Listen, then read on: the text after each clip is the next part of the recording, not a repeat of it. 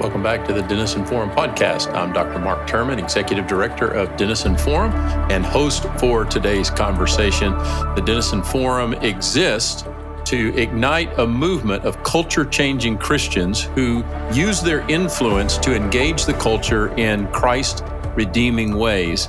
And we're glad that you're a part of this conversation. Thank you for your encouragement and support for our podcast. We seek to have conversations here on the Denison Forum Podcast that matter, that talk about the intersection of faith and life, things going on in our culture.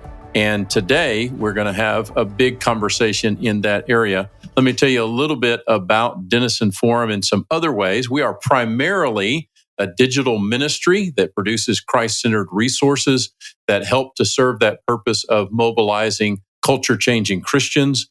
Not only do we have Denison Forum that engages the culture issues of our day with biblical truth, we do that through Dr. Denison's daily article. Many are familiar with that. We also do it through additional resources in Christian parenting. We have a brand of Bible study resources under what we call Foundations. And we also have a devotional resource that you can use to spend time with God each and every day called First 15. You can find each of those on our website at denisonministries.org. You can also find them under their individual names: Denison Forum, Christian Parenting, Foundations, and First 15, first15.org.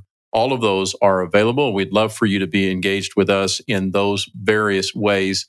We also have an in-person worship service that we host out near a lake west of Fort Worth. The lake is called Possum Kingdom Lake, and we have a chapel inside a community called the Harbor Community. And if you're in the area, we'd love for you to join us. Worship is at 9:30 every Sunday, and we'd love to have you there. Some great folks. Today, we are taking up the very, very important topic of suicide. One of the things that's most significant for us at Denison Forum and in our culture is the sanctity of human life, that every human life is an expression of the image of God and is therefore sacred, holy, valuable, and important. And you may or may not know, but September is Suicide Awareness Month. The week of September 10th is Suicide Awareness Week. And September 10th this year is Global Suicide Awareness Day. And helping us with this subject is Jacob Coyne. Jacob is a speaker, Christian content creator, and founder of the ministry and website Stayhere.live. This is a mental health organization that raises awareness through bold and encouraging messaging that equips others to save lives from suicide. With more than 2.9 million social media followers, Jacob is known for offering tangible hope and help for the brokenhearted and for the hurting. He and his wife, Maria, have 3 daughters, and they live in East Tennessee. He's also written a book by the same title, Stay Here, that will release this month of September. And we're going to talk with him about that book and about the larger ministry of Stayhere.live. So, Jacob, we are glad to have you with us. Welcome to the Denison Forum Podcast. Glad to be here, Mark. Thanks for having me. Yeah, I look forward to the conversation, even though it's a pretty tough subject, but one very, very needed about just the beauty and wonder and sanctity of life and how the devil tries to steal that through self-harm, through suicide. But before we get to that larger conversation, what you've written about, what you're working on in some very creative ways in our culture, tell us a little bit about Jacob Coyne. Number one is, I love the spelling of your name. I hope I'm saying the last name right. Coyne. Yeah, okay. You got it. Yeah. You got it. So tell us about you, a little bit of your background story, faith journey. Tell us a little bit about who you are. Yeah, well, I'll just start with where I am right now. I live in East Tennessee. I'm married, been married for 8 years to my beautiful wife, Mariah, and we have 4 daughters. We've got 3 here currently, and she's pregnant with our 4th daughter due in October. So big house full of girls. Yeah, awesome. My wife is the youngest of 4 girls. So I remember one of my conversations with her dad years ago was, I just didn't stand a chance with 5 women in the house. You could, as somebody said, you could throw a basketball up in the air and the hairspray would cause it to stick, That's a good one. Yeah, it's wild, but it's beautiful here. I love it. So, going all the way back to my faith journey, I grew up in a Christian household, but I totally rebelled against Jesus and our values when I hit those teenage years, as many people do. And I just got into all sorts of sin and trouble, sneaking out of the house, getting into all sorts of stuff.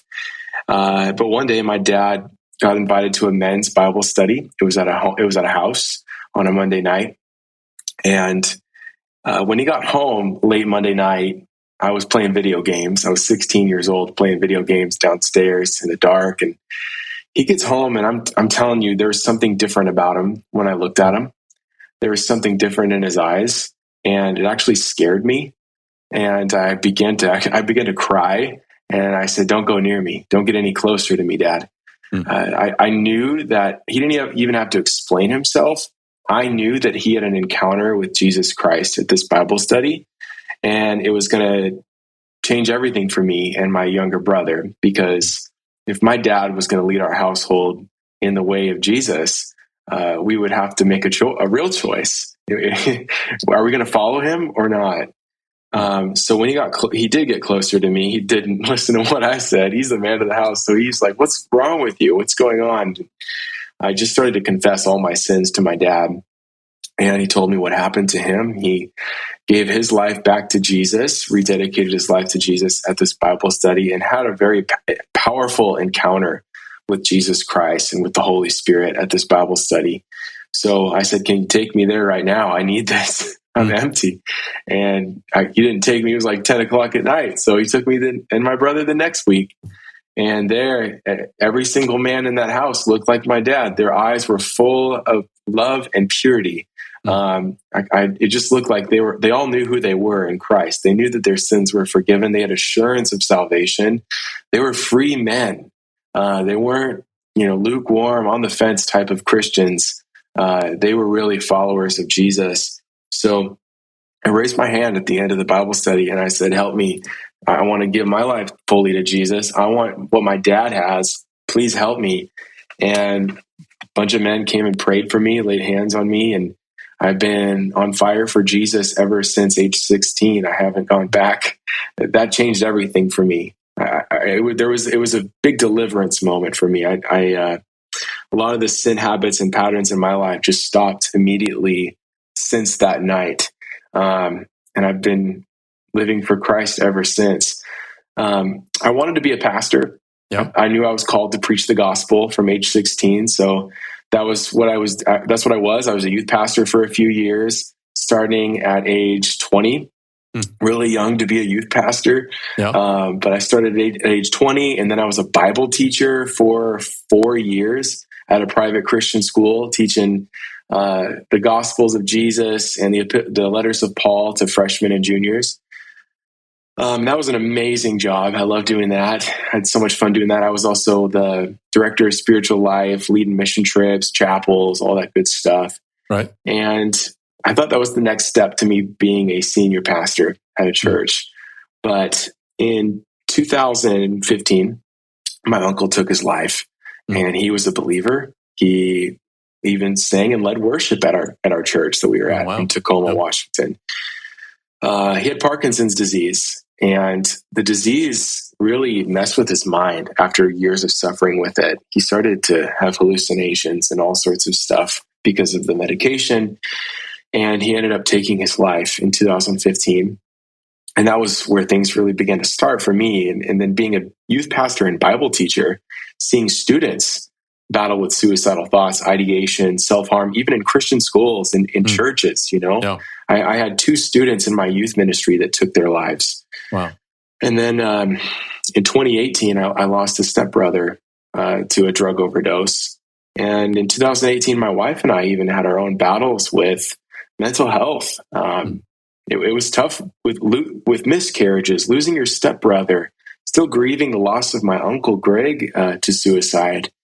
And then really the last straw for me was in 2019 on World Suicide Prevention Day, September 10th. A friend of mine who was a pastor named Jared Wilson took his life. Wow. And that was it for me. I just, was like, you know what, this is way too close to me. I'm tired of seeing people die by suicide, and I'm tired of just seeing awareness about suicide and mental health. Mm-hmm. What about prevention? What are we doing to change this? Jared Wilson isn't the only pastor I know that's taken his life. There have been too many. And if pastors are taking their lives, you know that there's a major issue in our country and in the globe, around the globe, with mental health illness. So after Jared took his life, I began to get serious about this topic, study it, research, take courses, classes, phone calls, do whatever I can to understand it. And one of the biggest misconceptions or light bulbs that turned on for me around the topic of suicide or mental health is I always just thought, don't talk about it. Don't talk about suicide because it's going to make things worse. If you talk about suicide, you're going to plant a temptation in someone's mind. I mean, life's already hard for a lot of people. If I bring up this topic, I might be giving them an idea to take their own life. But as I began doing research again and again and again, I began to understand that the more we expose and talk about this topic, the more we give people an opportunity to confess that that's what they're struggling with. So if we create areas and places where people can safely confess that they're struggling with it, if we provide safe places for people, we can help them find freedom. So and that's really one of it was time to. Yeah, that's really one of the myths around this whole topic, right? Is that if you're concerned about a person and you ask them that question, hey, are you having dark thoughts? Are you thinking about harming yourself? We've had this long-standing idea or myth, really, that implants the idea when it really, to ask that question, you don't ask that question flippantly, obviously. You don't ask that question just because somebody's having a hard time or a bad day or they're frustrated or something like that. But if you see a pattern, right, in their life, by asking that question and doing it, obviously, with a whole bunch of humility and a whole bunch of compassion, you're actually showing love to them, and you're giving them an opportunity to, what I would say, come into the light in some way, because they're already sensing the darkness, even if they haven't had that specific thought. They sense the darkness around them. And they're wondering if there is any hope. They're wondering if there's a way out, right? It just really is one of the major myths that needs to be knocked down. Yes. And that's what caused us to want to start this organization, to not just have an organization where we raise awareness, but I understood that if we actually teach people how to ask this question to a friend or a family member, we can change statistics. We can save lives. We have to just teach people how to do this. It's so much more simple than people think. So if suicide is one of the leading causes of death around the globe, we should be actively, especially as believers, we should be actively trying to change that. We should get serious about this, because it says in John 10 that the enemy or the thief comes to steal, kill, and destroy. The enemy wants to steal this generation away from us. He wants to steal people's destiny and their future and their lives away. But Jesus came to give us life, and life to the full. So that's what we do at Stay Here. We want to bring people life. And we do that through training people. It's very simple. We teach people how to ask the question, are you battling with suicidal thoughts? Have you thought about harming yourself? Are you struggling with depression, anxiety? And then how to convince people to get help, to find freedom. And then we take action with that person. We keep that person accountable. We don't just say, great, you prayed the sinner's prayer, or you said you don't want to kill yourself. Go ahead and don't do that anymore. Right. We all know that discipleship is so important. Relationship is so important. So that's a serious thing for us with this organization, and with what I teach is, if you want to save a life here and now and along the road to eternity with Christ, you got to walk with that person. Right. So that's what we do. And it's been incredible over the last just 3 years of how many lives we've seen changed and saved. Yeah, and I read a little bit of your story that you were sensing this, that this was catalyzing in your life, again, out of a lot of your own pain, and as a pastor for 35 years, have certainly walked with some people. I remember this one leader in our church. She lost her stepson. He just got into a dark place and took his life. And it's one of those things you would have never expected this in this family, right? Everybody probably says that when this kind of tragedy comes, when somebody takes their life, you'd have never expected it in that family. But I just remember how much and how hard it was for his parents, for his family, and for the entire community to grieve. And we'll come back around to this in a moment as well. That this is a really pervasive problem in all of our culture, both inside the church and outside the church. We'll talk about that. I know of two pastors just in our region in the last couple of years, one in the last few months. The pastor went to the church he pastored and took his life in the building where he pastored. And we'll talk about how the church needs to come and embrace this topic. But unpack if people go to your website, Stayhere.live, one of the things that they'll see there is training, specific training for helping people to help others. Unpack that a little bit more. What can people expect? Are we talking about a 4-hour commitment, a 10-hour commitment? You've been very careful in the things that I've seen, your website, your book. Hey, I'm not a medical professional. I'm not a psychiatrist or a psychologist. Tell us a little bit more about the framework of this training and kind of where it came together and what people can expect if they go and engage with it. Yeah. So the training is called the ACT Suicide Prevention Training, and it's free, or you can donate to take the training. We just want to make it available to anybody and everybody, because this is such an urgent time for people need to understand how to save lives. And what the training consists of is teaching you, first of all, the vision behind what Stayhere wants to do. We want to train 1 million people with this training. We want to see statistics change. We want to see lives saved. And we need to train as many people as possible. And then we talk about the stats of what's really going on in the world and why this is important to understand how to save a life.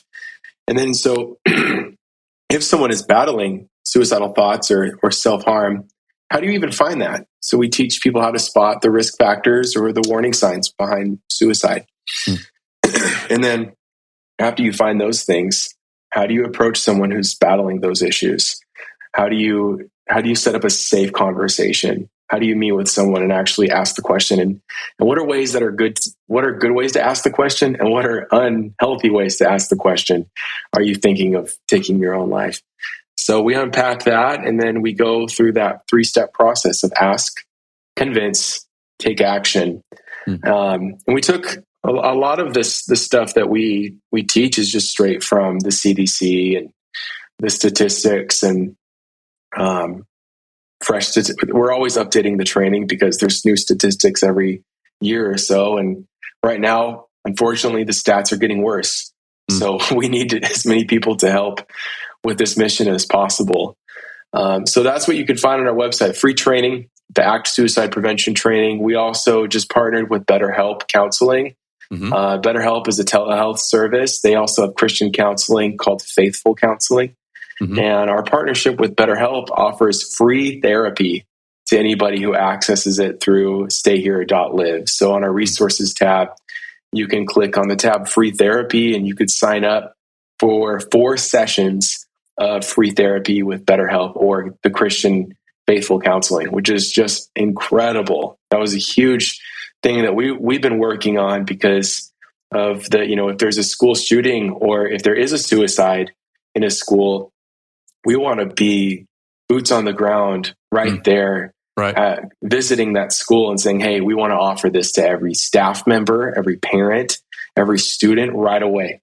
This is free therapy that everyone can access right now, because I know it costs a lot of money to find that. I know from experience, and it's very hard to find therapy. So we're so grateful for that partnership with BetterHelp and Faithful Counseling. Yeah, I know. And then amongst that, there's quick readables and tons of great resources on our site. Well, some of the best power of the internet, really, right, and the digital world is because every strong counselor, good counselor I know in my region has almost a waiting list now of people trying to get in. Yeah. It's an indication of just how much of a mental health crisis, anxiety, depression, suicide, those other things as well. Just an indication of how much of a crisis and a pandemic of mental health that we have that is driving people in the direction of self-harm, and being able to mobilize resources such as what is on your website, as well as Better Health, and to mobilize that into a particular place because of what the reach of the internet and technology can do is a great vision and a great way of approaching this. And like I said, the immediate intervention, the triage, but kind of sounds like the training that you've put together and continue to refine. It's almost like what jumped into my mind was it kind of parallels the idea of learning CPR. If somebody in your presence, all of a sudden grabs their chest and can't breathe and falls to the floor, we're all hoping that there's somebody around immediately, or that we would be trained to give appropriate CPR until a medical crew could arrive. And that's kind of what this sounds like, is how do we walk people back from that edge of harming themselves, get them out of that moment of intense crisis, and then start to surround them with a bunch of other resources. Am I on the same page with you? Exactly. Yeah. Because, if you don't know what to do in a situation like that, or if you do spot the warning signs, you're going to either lose that person. They might go through with it, if you don't know how to reach out to that person, because most people don't. Or that person is going to try to find help elsewhere, and it might not be a good source of help. So we know what works, and we have a track record of this training working. We have verified lives that have been saved because of people taking this training and using this training on somebody who's battling with suicidal thoughts and had plans to end their life. And they're still here. So it's been incredible to see this whole thing work out. And we trained over 20,000 people now since we launched it in August 2021. So it's growing in that way, which is great. Let me ask you to drill down on that just a moment, because I can imagine that some listening to our conversation are going to be thinking to themselves, I was in this moment and somebody that I know, somebody I care about, somebody I love said to me that they were thinking about hurting themselves. As a pastor, I would get that question. I would get these desperate phone calls from somebody saying, hey, my so-and-so has just told me that they're thinking about hurting themselves. If somebody finds themselves in that position, even today, when they listen to this conversation, tell us just kind of a real brief response to that. Somebody says to you, I'm thinking about hurting myself. What should be the first response to that if somebody is in that situation? Yeah, I would say, hey, thanks for telling me that. Thanks for trusting me with that information. It means a lot that you would trust me. How serious are you about doing that? Do you have a plan to do that? Do you have something you are thinking of using to hurt yourself?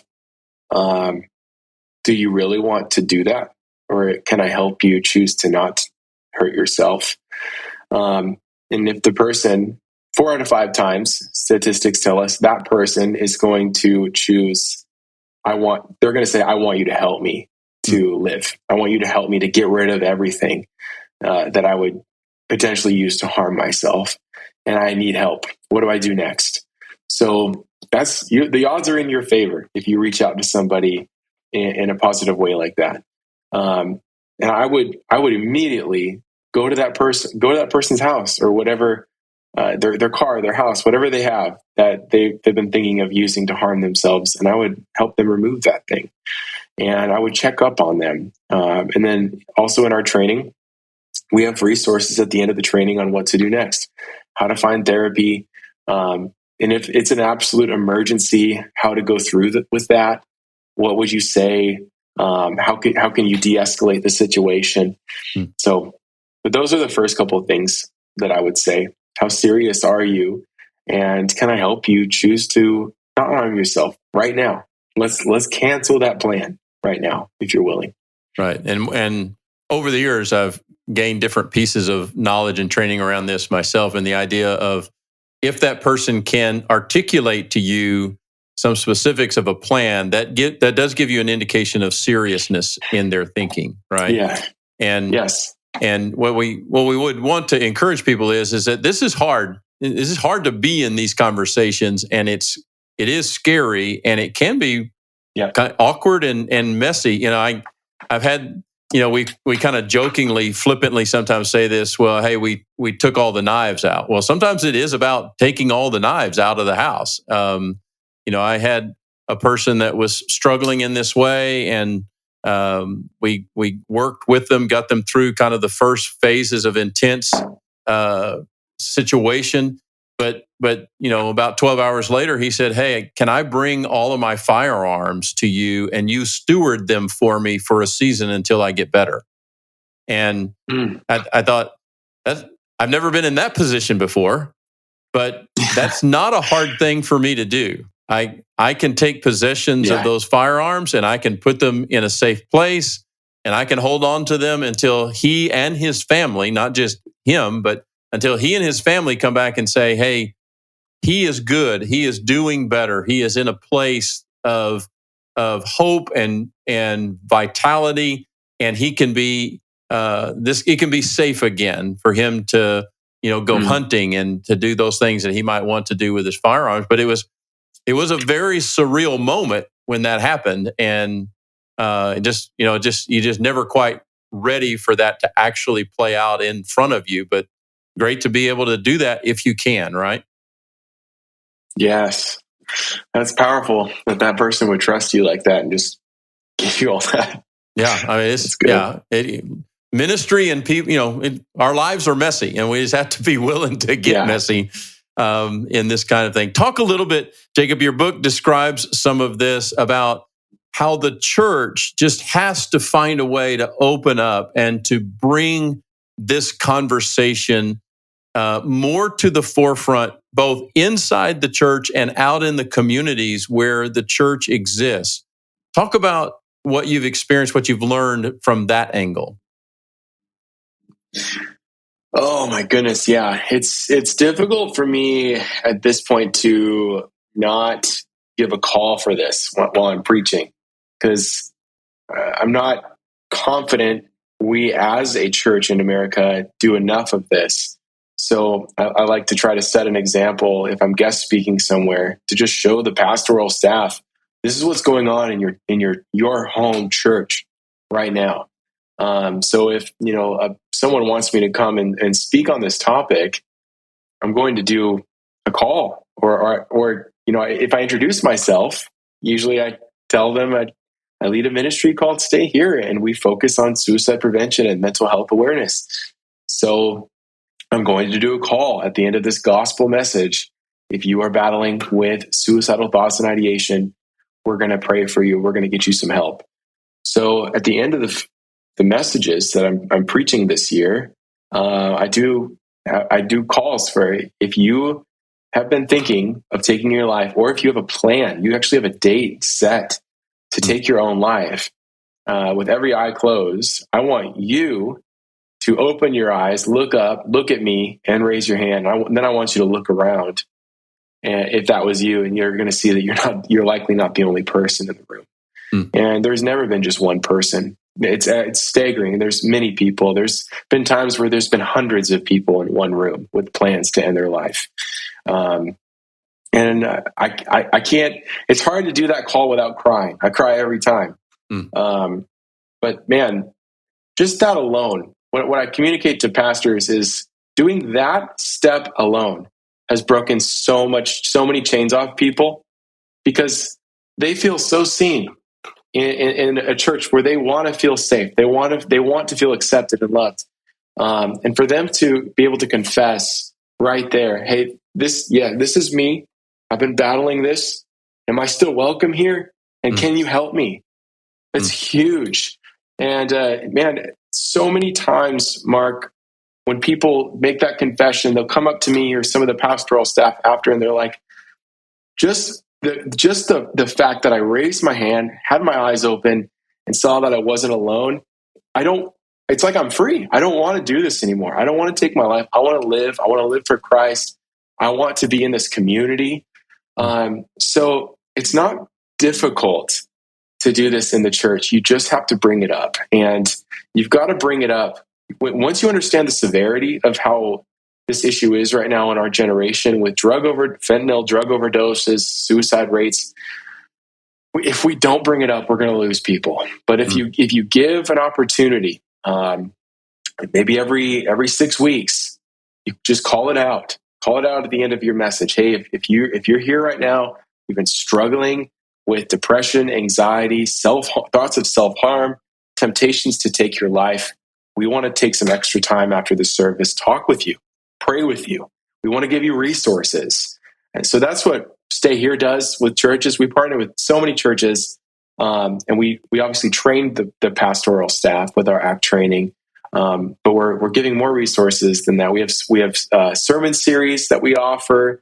We have a Bible plan on the YouVersion Bible app, and all those things link back to that free therapy that we offer. And we have a partnership with the Hope Line, which is a Christian live chat 24/7. So that helps churches where it feels like, okay, there's more resources out there. It's not all on one man, the one pastor here. Right. We can help bring the hurting people in our congregation to these resources. So, yeah, and that's simple. You just got to talk about it more. Yeah, such a good word, because those people, they're coming instinctively to our churches in search of hope, and they may look fine when they first come in the door. They're going to put on their game face and they're going to try to look like everything is fine. But we sometimes talk about, right, that the church is not a temple for perfect people. It's a hospital for spiritually broken and sick people. And I know I have one pastor friend who, a few years ago, he stood up and he just started asking people if they were courageous enough. He said, basically listed about 7 or 8, 9 different mental health challenges. He said, if you've ever battled this or you are battling this and you're courageous or willing enough, would you stand? And he went through about 7, 8, 9 of them. And by the time he got through, basically 95% of the room is standing. And it's like, hey, that's who we are. We're just a bunch of broken people in search of hope and redemption and transformation. And that's why we all showed up here this morning, is because we all need it in one way or another. And some of us need it in very intense ways, and very intense ways right now. What else do you think the local church can do to be intentional in this area? They can get training through you and through others. They can bring the conversation forward. What other things would you possibly suggest to a local congregation of believers? Yeah, other things I would suggest is if you don't have a counselor, on staff at your church, I would be searching for the best ones in your area, and refer. You can refer people to our thing, but I love meeting in person. Obviously, I'd rather meet with someone in their office over a telehealth thing, to be honest. So I would find that, and that's something that I needed to go to therapy a couple of years ago just because of doing this ministry. I needed to offload some of the stuff that I hear and see when it comes to suicide. And it was really hard for me to even find a good Christian counselor in my city that I was in. It took me months. So that's a great resource if a church had that, where they would say, hey, we have vetted Christian counselors. We wanted to make sure this is good biblical counseling. We trust these counselors. Our pastors go to these counselors. That's how much we trust them. We recommend them to this congregation. And even I recommend this to some churches. Ask amongst the board, is this something that we want to invest in? Do we want to give scholarships to members of our church to get discounted or free counseling if they're in crisis in our city? That's huge. And I know some churches that have raised funds to do that for their entire congregation. Some churches have raised millions of dollars for their congregation and people outside of the church to access therapy, local therapy in offices in their cities. And I think that's such an incredible thing to do. And other things, I think it's important for the church to be the hands and feet of Jesus within the community. So if there is a suicide that takes place, I think the church should be one of the first people there on the scene to the school. If it was a student who took their life, the pastor should be calling the principal right away, the superintendent. Hey, this is Pastor so-and-so. We want to help. What can we provide? Is it meals? Can we help with the candlelight service outside of the school? Can we get in touch with the family? We'd love to bring flowers. What can we do? Do you need crisis care? Our pastors can be there all week long talking with people if that's what you'd like. So I would say the church should be actively there, present in their community if there's crisis like that. Yeah, good thoughts, good ideas. I'd also say to those who are leaders in their churches, lead by example, not only in your engagement, but also in your own testimony. I would refer people regularly to counseling for various kinds of situations, and and I would tell them, hey, the only thing you need to be aware of is you might bump into me because I may be sitting in the waiting room waiting for my conversation, and that That's actually good. Happened on occasion where I would walk in to go see a counselor that I was working with, and I'd see 2 or 3 of my own members either on the way in or on the way out. And we usually just laugh together and say, you know what, we all need help, and we're grateful that there's a place where we can come get it, and that's so important to take down this facade that even after we come to Christ that we have it all figured out very quickly, because that's just not the case, and we need.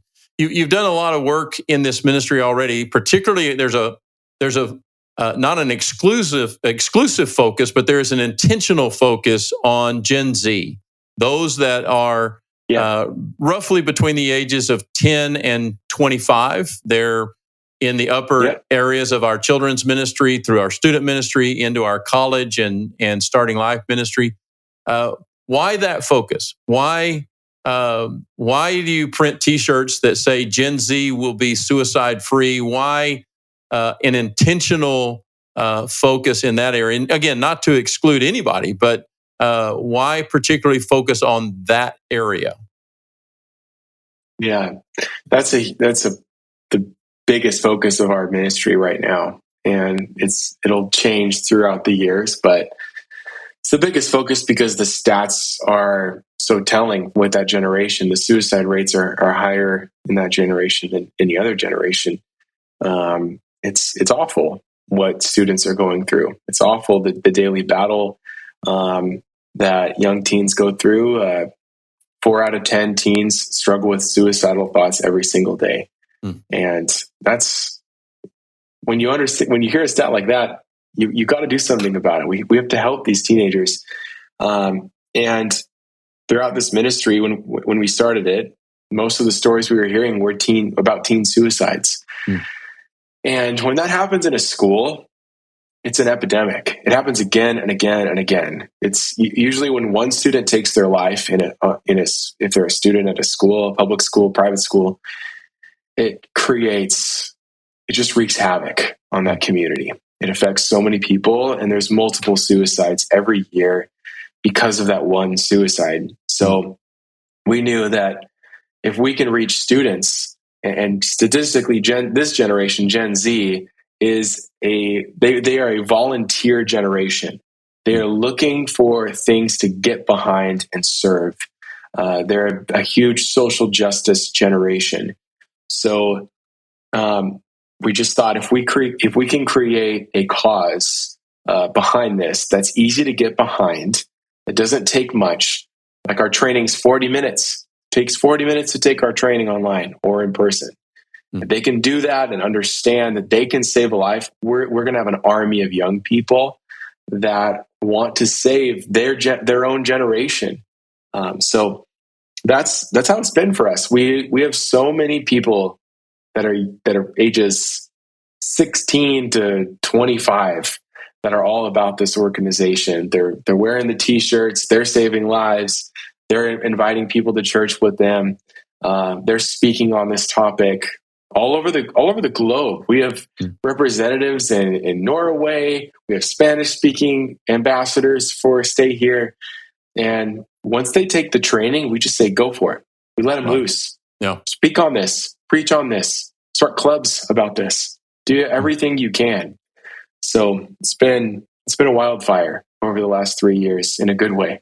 Yeah. Well, that's good news to hear. Why do you think it is that this generation that's emerging has come to the place where statistically they're struggling so much? What are some of the factors that you've learned, that you've seen, that's driving this really scary uptick in the number of suicide attempts and suicide actual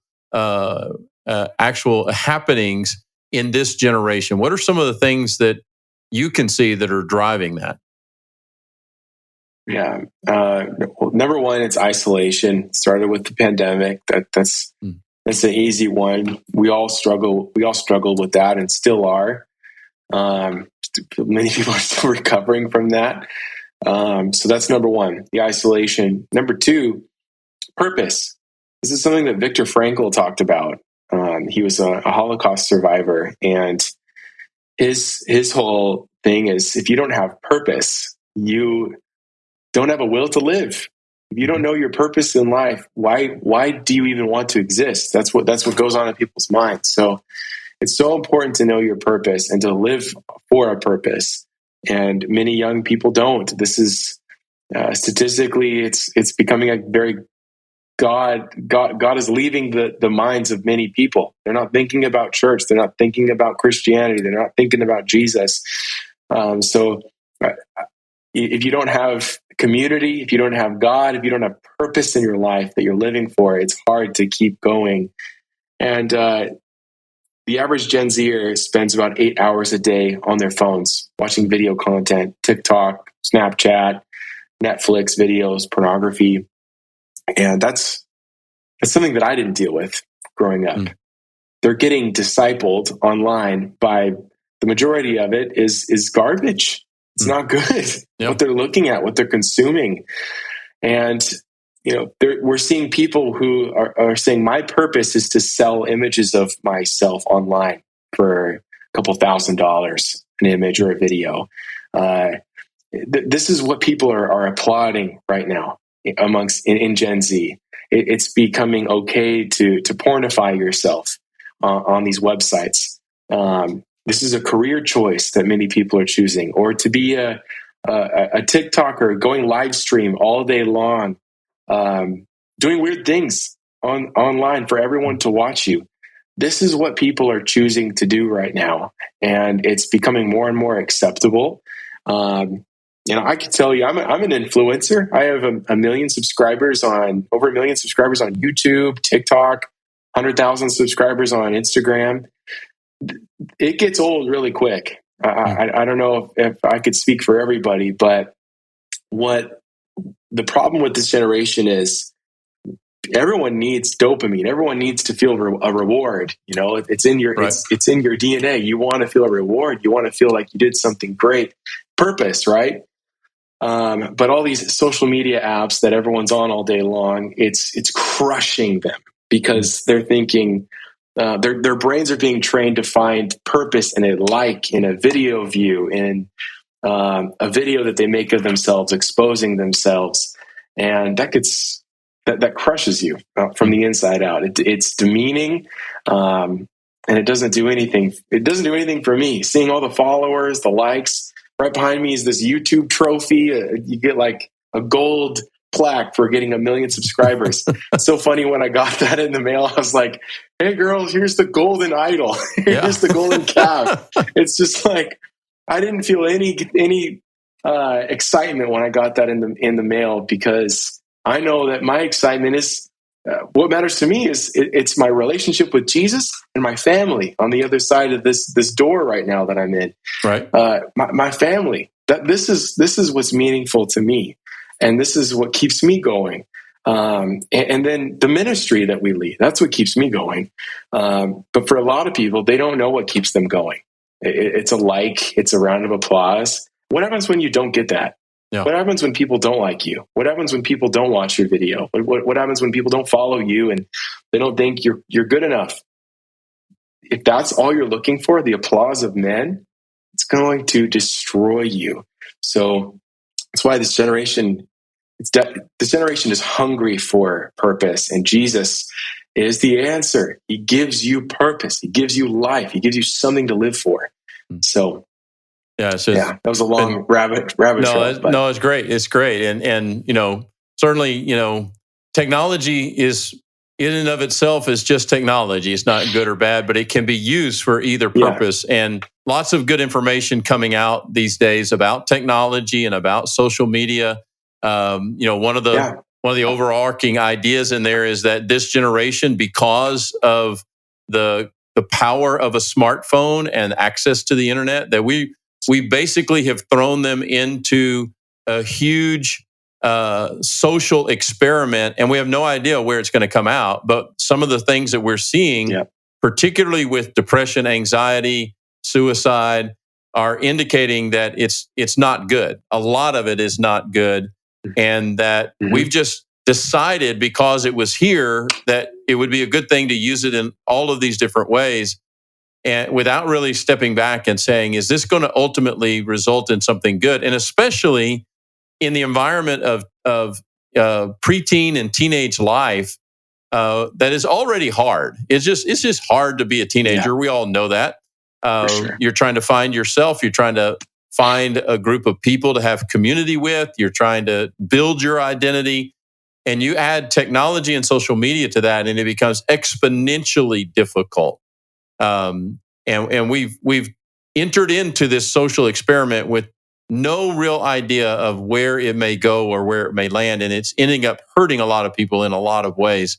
We've written a good bit about that in our ministry. Parents are starting to come much more quickly to an understanding of what it means to limit some of these things, control technology particularly. But that's a piece of it. Let me turn for a moment, if we could, while we have a few minutes left.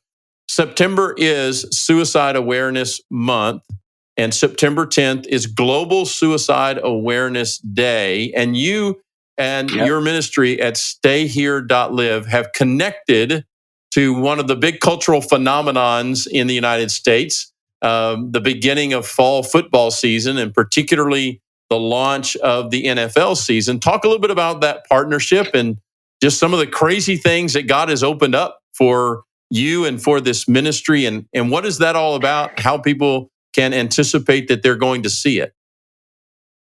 Yes. So this has just been over the course of the last few months. I got connected with an incredible man named Jeff Hostetler. He is a retired NFL quarterback. He played for the Raiders and the Bills, and he's just an amazing man of God. And we connected with an idea of what if we. So every year, Stay Here does a campaign during the month of September called the 40 or 40 for 40. We want people to take 40 seconds to pray that the stats would change, that lives would be saved. Give $40, take 40 minutes to take our training.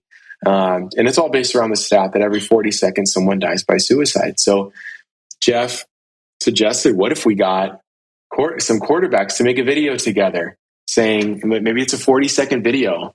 And maybe what if we got players to stand on the 40-yard line on September 10th, opening day for the NFL, just linking arms, telling, hey, life's not just about football here. We care about you in the stands. We care about you watching this game right here. We're going to stop here on opening day because it's also World Suicide Prevention Day, and we want to change lives. We want to save lives. So he started calling any quarterbacks that he knew of.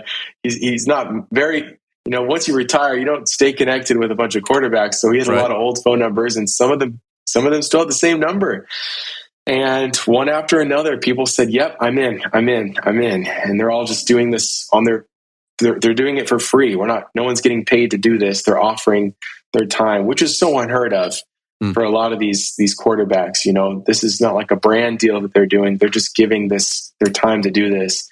So months later, we now have 57 NFL quarterbacks, tons of Super Bowl winners, legends. It's incredible, all the quarterbacks that are involved. And on this video, it's a 60-second video or so that's going to be posted on September 10th by over 40,000 people. We already have over 30,000 people who have signed up to post this video. And by the time we get to September 10th, I believe we're going to have over 40,000 signups that are all posting it on September 10th at noon Eastern Standard Time. And if you want to post the video, you can go to qbunited.org. You can just sign up, your name and your email, and that video will be emailed to you the morning of September 10th to post. And now, if you miss posting it on September 10th at noon Eastern, we have all week long. September 10th to the 16th is World Suicide Prevention Week. But our goal is to have more views with this video campaign than a Super Bowl commercial. So our goal is to reach over 250 million people with this life-saving video, all these quarterbacks saying, stay here, your life matters, we need you here, reach out to a friend, reach out to a family member. And it's not just an awareness PSA video. We've partnered with BetterHelp to give free counseling, with the Suicide Prevention Lifeline 988 number, with the American Foundation of Suicide Prevention. They have signed off and endorsed this campaign. So all on qbunited.org or worldsuicidepreventionday.com. It's all going to be the same website. You can find all those resources all month long from September to October. And we believe that we're going to see tens of thousands of people say, I'm canceling my plans to take my own life. So we're so excited to see what God does with this, but we need help. So if you're listening to this, or if you're going to read this or watch this later on, sign up. Go to qbunited.org so that you can download that video and post it with us. And let's see this stat change. It's been such an inspirational thing. What's really cool, last thing I'll say about this too, is I'm going to be in New York on September 10th because the New York Giants at MetLife Stadium, they're playing the Dallas Cowboys there on September 10th. Right. And the Giants have decided to play the video on the big screens. Wow. They're going to stop during the 2-minute warning in the second quarter, right before halftime. They're going to play the video for everyone to watch. They're going to stop. Let's all be quiet to watch this video. Then the owner of the New York Giants, John Mara, is going to come down to the 50-yard line and give a check to Jeff Hostetler for being a part of this. And I think a couple other quarterbacks are going to be there as well on the 50-yard line. So there's a whole segment of suicide prevention at the actual game. Wow. And it's prime time, 8 p.m. game on NBC. Yeah. So it's been amazing just to see all these mountains that have moved and all these people really step up to say, we want to stop suicide. It's so inspiring, and I'm so grateful. Yeah, I mean, just listening to that whole story, you step back and go, okay, that only God could make something like that happen. To open up those kinds of doors, connect all those people, and get all kinds of different people from all sectors to become involved and to be concerned and to be willing to participate in this. It's just ironic in some ways, right? You and I know from our reading of the Bible and everything the significance of the number 40. Jesus was in the wilderness for 40 days. We know the 40 years. We know that number is significant, but it's ironically significant in the world of football. The play clock, the clock that determines whether or not you're going to get your playoff, is 40 seconds long. Right? 40 seconds. And then this reality, this incredibly awful reality that we've come to in our world, that every 40 seconds somebody is taking their life, and even statistical things kind of boggle my mind. But if we could move that needle to 45 seconds or to 90 seconds, just imagine what an impact of cutting down the number of people that take their own life, what an impact that could be. Appreciate you. Just thanks for telling the story and for just, how God is opening doors around this, because, as we talked a few minutes ago, the Bible tells us that our enemy comes to steal, kill, and destroy. And what he wants to do is stop a life from ever being born. That's the tragedy of abortion. But once a person is born, he wants to stop that life as soon as he can, any way that he can. That's right. And this is a predominant way in which he's doing that today, by bringing people to a place of hopelessness and despair where they think that there's no reason to go on. And just number one, Jacob, thank you for the work that you're doing. Thank you for mentioning the National Suicide Hotline that we now have, 988. If you need help today, 988 is a resource for you. Jacob, as we wrap up, I just wonder, statistically, it could be possible somebody listening to us is in this moment, or they know someone in this moment. Before we finish up, what would you want to say to that person now? What would you want them to hear from you? Yeah, if you're listening to this right now and you're looking for a reason or a sign to live, this is it right here. We are calling out to you if you're listening right now. Please stay. Please choose life. It's not worth it. I want you to just think about your life right now. There is so much more for you. Please just stay. Stay for yourself. Stay for the plans that God has for you. Stay for your family. Stay for your friends and for your future. It's so bright. It's so bright. Even if it's been so difficult for you, I'm sure it has been, God can turn everything around. I'd love to even pray for that person right now. And if that is you, please go to our website right now. There's all the resources you need right there. You can talk to someone right now. Someone's ready to talk to you from the Hope Line, or you can sign up for therapy. And I'd love email us if that was you. But let me pray for you if that's you. Jesus, I pray for this person who may be battling with suicidal thoughts or ideation. If they've been battling with this or just the darkness of depression and heaviness, God, grief, Lord, I pray that you would begin to remove that from their life. And I pray that you would just show them right now that you're not finished with them yet. Their story isn't over, Lord. Their story isn't ending right now with a period. You're putting a comma on their life right now, Lord. And I pray that you would show them that there's so many more beautiful chapters in this life. And God, I pray that you'd hold them by the hand right now and lead them to another day. Help them to stay another day and to choose life and to reach out and find help, Lord God. Bless this person listening to this. And I pray that they would stay here. In Jesus' name, amen. Man, Jacob, thank you. Man, so beautiful, so good. Thank you, Mark. And just, again, thank you for what you're doing. Folks, it's Stayhere.live. To find the video and get connected to the NFL Focus is QB United. You can connect that way. Remember, if you or someone you know needs any of these resources, Stayhere.live or 988. If you just remember three numbers, 988, you can get to the Hope Line. And just want to say again to our audience, thanks for being a part of this conversation. If it's been helpful, encouraging to you, please rate and review us. That helps other people to find us. Please pass this along to family and friends so that it can be a part of their journey as well. Jacob, we look forward to hearing more great things about your ministry and about you. Blessings on you, your wife, your daughters, and the daughter that is soon to be with you. And may God give you grace and mercy and strength as you guide your family in all those things. It means a lot. It's a great podcast. Thanks for having me here. All right. God bless you.